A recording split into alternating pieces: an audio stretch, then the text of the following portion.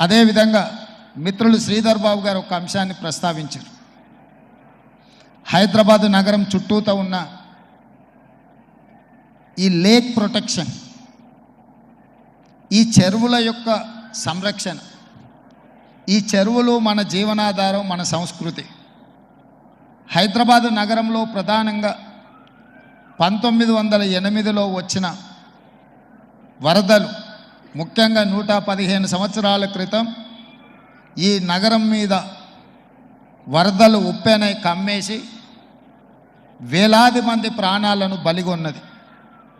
ఆనాటి పాలకుడు నిజాం సర్కార్ చెల్లించిపోయి వేలాది మంది ప్రాణాలు కోల్పోవడానికి కారణమైన ఈ వరదల్ని నియంత్రించాలి అని అంటే ఏమి చేయాలి అని ప్రపంచంలో ఉండే గొప్ప వ్యక్తులందరినీ సంప్రదించి మోక్షగుండం విశ్వేశ్వరయ్య గారిని, ప్రపంచానికే ఒక ఆర్కిటెక్ట్ అయిన మోక్షగుండం విశ్వేశ్వరయ్య గారిని నియమించడం జరిగింది. వారు పూర్తిగా ఈ ప్రాంతాన్ని, ఈ క్షేత్రాన్ని, ఈ భూమి యొక్క నైసర్గిక స్వరూపాన్ని అర్థం చేసుకొని వికారాబాద్ అడవుల నుంచి వచ్చే వరదలని నగరం మీద పోటెత్తకుండా ఉండడానికి ఉస్మాన్ సాగర్, హిమాయత్ సాగర్ని నిర్మించి ఫిరంగి కాలువ ద్వారా, మూసీ నదుల ద్వారా, ఈసా నదుల ద్వారా వచ్చే నీటిని నియంత్రించి ఆ నీళ్లను నగరానికి తాగునీటిగా మార్చి ఈ ప్రాంతంలో గొలుసుకట్టు చెరువులను నిర్మించి హైదరాబాదు హెరిటేజ్ సిటీనే కాదు, Hyderabad is a lake city అని చెప్పి నిజాం సర్కార్ 100 సంవత్సరాల ముందే ఒక అద్భుతమైన కట్టడాలను నిర్మించి మనకు అందించాడు. వారి వారసత్వంగా వచ్చిన ఈ కట్టడాలు మొన్న జరిగిన ఎండాకాలంలో తాగునీటి సమస్య వచ్చే కృష్ణా, గోదావరి ఎండిపోతే హైదరాబాదు నగరానికి దాహార్తి తీసింది గండిపేట, అంటే ఉస్మాన్ సాగర్, హిమాయత్ సాగర్ నుంచి నగరానికి తాగునీటిని వాడుకున్నామన్న సంగతి రాష్ట్ర ముఖ్యమంత్రి నేను చెప్పదలుచుకున్నా.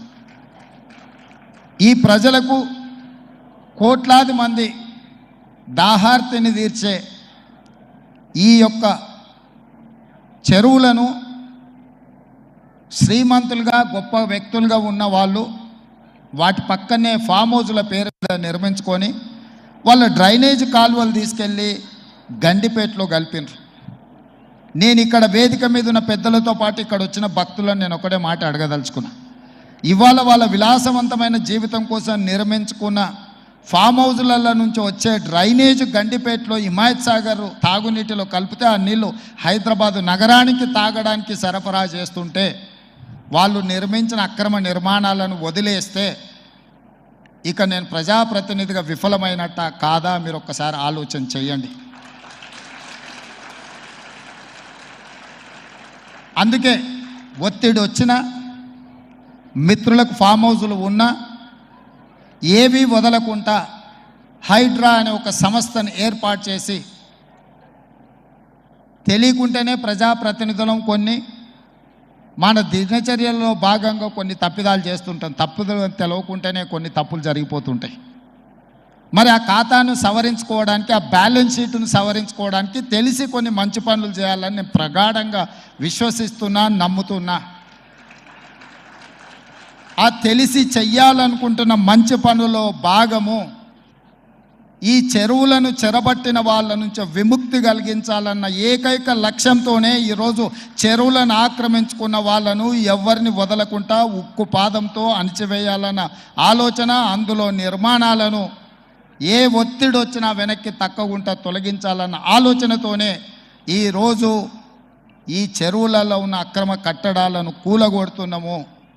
దీనికి స్ఫూర్తి భగవద్గీత అనే కురుక్షేత్ర యుద్ధ సందర్భంలో అర్జునుడు ఆయుధాలను కింద పడేసి రాజ్యం కోసం భీష్మ పితామహుడు, అదేవిధంగా కర్ణుడు, దుర్యోధనుడు, దుశ్శాసనుడు, నా సహోదరులందరూ ఆ పక్కన నించుంటే రాజ్యం కోసం వాళ్ళందరినీ సంహరించడం, వాళ్ళని సంహరించి రాజ్యాన్ని సాధించుకోవడం ద్వారా ఏమి ఉంటుంది, ఏం మనశ్శాంతి వస్తుంది అని చెప్పి అర్జునుడు యుద్ధతంత్రం నుంచి తప్పుకుంటా అన్నప్పుడు శ్రీకృష్ణ భగవానుడు బోధించిందే భగవద్గీత. చంపేదెవరు, చంపించేదెవరు? లోక కళ్యాణం కోసం నీ బాధ్యతను నెరవేర్చాల్సిందే. ధర్మం బ్రతకాలి, అధర్మం ఓడాలి అంటే నువ్వు యుద్ధం చెయ్యాల్సిందే అనే యుద్ధ నీతిని ఆ రోజు అర్జునుడికి బోధించింది శ్రీకృష్ణ భగవానుడు. ఇవాళ ఆ శ్రీకృష్ణ భగవానుడి బోధనానుసారమే ఈరోజు ఈ చెరువులను కాపాడే కార్యక్రమాన్ని నేను తీసుకుంటున్నా. నాకు తెలుసు ఈ చెరువులలో నిర్మాణమైన విలాసవంతమైన ఫామ్ హౌజులు ప్రభుత్వాన్ని ప్రభావితం చేయగలిగిన స్థానాలలో ఉన్న చాలామంది వ్యక్తులు ఉన్నారు. ప్రత్యక్షంగా ప్రభుత్వంలో భాగస్వాములు అయి ఉండొచ్చు, లేకపోతే సమాజం మీద బాగా ప్రభావితం చేయగలిగిన వ్యక్తులు ఉండొచ్చు. కానీ వాటన్నిటినీ నేను పట్టించుకోదలుచుకోలే. ఇది భవిష్యత్ తరాలకు, ఇది రాజకీయాలకు సంబంధం లేదు. నేను స్పష్టంగా చెప్పదలుచుకున్నా. రాజకీయాల కోసమో లేకపోతే రాజకీయ నాయకులను కొంతమందిని దృష్టిలో పెట్టుకొని చేపడుతున్న కార్యక్రమం కాదు ఇది.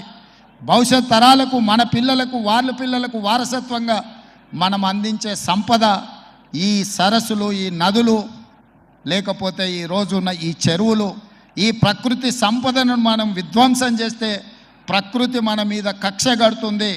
ప్రకృతి మన మీద ప్రకోపిస్తే మనం చెన్నైలో చూసినాం, అదేవిధంగా ఉత్తరాఖండ్లో చూసినాం, నిన్నగాక మొన్న వాయనాడు మనం కేరళలో చూసినాం. ఈరోజు ఇలాంటివన్నిటిని దృష్టిలో పెట్టుకున్నప్పుడు ఈ హైదరాబాదు నగరాన్ని రక్షించుకోవాల్సిన బాధ్యత మన అందరి మీద ఉన్నది. ఇది ఒక సుందరమైన నగరం. ఈ నగరానికి ఈ చెరువులే ఒక అందం. ఈ చెరువులను కాపాడే బాధ్యత ఈ ప్రభుత్వం తీసుకుంటుంది. ఎవరు ఏమనుకున్నా, ఎవరు ఏ ఒత్తిడి తెచ్చినా వాటన్నిటిని పక్కన పెట్టి చెరువులను ఆక్రమించుకున్న వాళ్ళ భరతం పడుతుంది ఈ ప్రభుత్వం అని చెప్పి నేను ఈ సందర్భంగా తెలియదలుచుకున్నా. ఆనాడు కురుక్షేత్రంలో ధర్మం వైపు శ్రీకృష్ణుడు, అర్జునుడు నిలబడ్డందుకే ఈరోజు ఆ ధర్మం అనేది కాపాడింది. వాళ్ళు ధర్మాన్ని కాపాడితే ధర్మం మనల్ని కాపాడింది. ఈరోజు మనం చేస్తున్న పని కూడా అలాంటిదే. మీ అందరి సహకారం ఉండాలి. అదేవిధంగా నిర్వాహకులకు ఈరోజు విద్యకు సంబంధించి లక్షలాది మంది నిరుపేద విద్యార్థులు, ఎస్సీ, ఎస్టీ, బీసీ, మైనారిటీ, ఆర్థికంగా వెనుకబడిన వాళ్ళు ప్రభుత్వ పాఠశాలల్లో చదువుకుంటున్నారు.